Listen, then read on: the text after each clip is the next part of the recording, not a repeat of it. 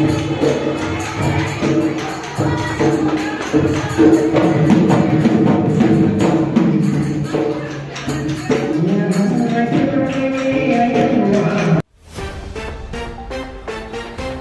বাপতি সাহোন ৰঙালী বিহুৰ উৎসাহ উদ্দীপনা ৰাজ্যজুৰি অব্যাহত আছে। তাৰ মাজতে বিদ্যালয়সমূহত আৰম্ভ হৈছে নতুন শিক্ষাবৰ্ষ। গোলাঘাটৰ এখন ইংৰাজী মাধ্যমৰ বিদ্যালয়ে ৰঙালী বিহু উদযাপন কৰি আৰম্ভ কৰিলে নতুন শিক্ষাবৰ্ষৰ। CBSE শিক্ষা ব্যৱস্থাৰ দ্বাৰা পৰিচালিত গোলাঘাট আদৰ্শৰ FMR স্মাৰ্ট স্কুলত এনে ৰঙালী বিহুৰ দ্বাৰা শিক্ষাবৰ্ষ আৰম্ভণিৰে এক সুন্দৰ বাৰ্তা প্ৰেৰণ কৰা দেখা গ'ল। বিদ্যালয়খনৰ অধ্যক্ষা সৰবজিৎ কৌৰে ছাত্ৰ-ছাত্ৰীসকলক বিহুৰ শুভেচ্ছা জ্ঞাপন কৰে। তাৰ পিছতে বিদ্যালয়খনৰ সঞ্চালক জিয়াউদ্দিন আহমেদে বিহু অনুষ্ঠানটি মুকলি কৰে।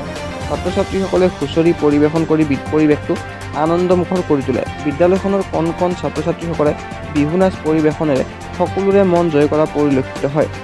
এই অনুষ্ঠানটোৰ মাজেৰে বিদ্যালয়খনত অধ্যয়নৰত ভিন্ন ধৰ্মাৱলম্বী ভাষা-ভাষীৰ ছাত্ৰ-ছাত্ৰীসকলক হুঁচৰি আদৰা, হুঁচৰি সেৱা কৰা, বিহুৰ বিভিন্ন খাদ্য, পিঠা, জলপান আদিৰ সৈতে চিনাকি কৰোৱাৰ লগতে অসমীয়াৰ জাতীয় সম্পদ বানবাতি, বানকাঁহী ইত্যাদি মূল্যৱান বস্তুসমূহৰ সৈতেও পৰিচিত কৰাই দিয়াৰ প্ৰয়াস কৰিলে বিদ্যালয় কৰ্তৃপক্ষই।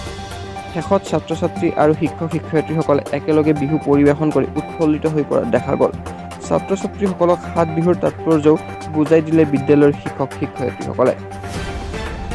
বিদ্যালয়ত বিহু উদযাপন কৰিলে বিহু উদযাপনৰ কাৰ্যসূচীৰ বিষয়ে আমাক অকণমান জনাই দিয়ক। আমাৰ বিদ্যালয়ত হয় আজি বিদ্যালয়ৰ প্ৰথম আৰম্ভণি দিন। সেই আৰম্ভণি দিনটোত লগতে বহাগ মাহো হৈছে, সেইকাৰণে আমাৰ ৰঙালী বিহুৰ লগতে নতুনকৈ এই বৰ্ষৰ আৰম্ভণি কৰা হৈছে।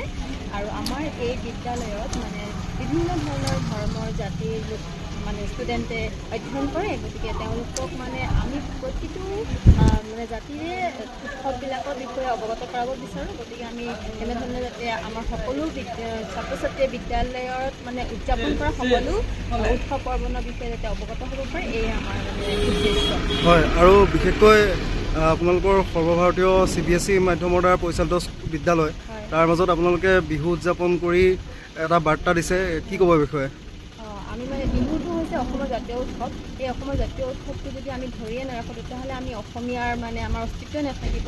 গতিকে বিহুটো সকলো জাতি বৰ্ণ ভাষাৰ লোকে উদযাপন কৰে কাৰণে আমাৰ লোক সংস্কৃতিত এটা উচ্চ স্থান শ্ৰেষ্ঠতম স্থান দখল কৰিবলৈ সক্ষম হৈছে। সেয়ে আমি সকলোকে অৱগত কৰাব বিচাৰিছোঁ বিহুটোৰ কেতিয়াও আমাৰ বিহু থাকে অসমীয়া প্ৰাণ, অসমীয়াৰ আয়ুস ৰেখা, অসমীয়াৰ আৱেগ। গতিকে সেইকাৰণে সকলোৱে আমি বিহুটো উদযাপন কৰি অতি উলহ মালহেৰে আনন্দ কৰি উদযাপন কৰি ভাল পাওঁ। হয়, আৰু কি কি প্ৰদৰ্শন কৰা হৈছিলে?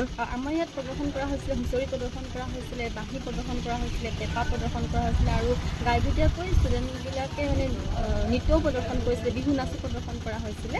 এনেধৰণে আৰু ইয়াত শিক্ষক-শিক্ষয়িত্ৰীসকলেও বিহু প্ৰদৰ্শন কৰিছিলে। এনেধৰণে আমাৰ আজি উদযাপন কৰা হয়, আৰু লগতে এটা দেখা গৈছিলে যে আপোনালোকে এটা ব্যতিক্ৰমী প্ৰয়াস কৰিছিলে যে ছাত্ৰ-ছাত্ৰীসকলক যিখিনি আমাৰ বিহুৰ পিঠা বা এনেকুৱা ধৰণৰ বস্তুবিলাক বা আপোনাৰ যিখিনি জাতীয় সম্পদ বানবাতি বা এনেকুৱা ধৰণৰ আপোনালোকে দেখুৱাইছিলে, কি ক'ব এই বিষয়ে?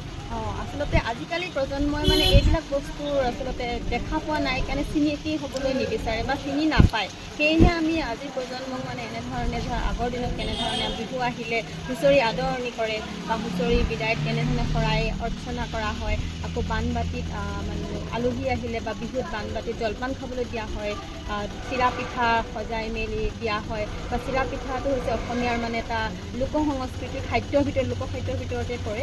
গতিকে আমি সেইখিনি সকলোখিনি তেওঁলোকক চিনাকি কৰাব বিচাৰোঁ। আচলতে আমাৰ উদ্দেশ্য সেইটোৱে আছিলে।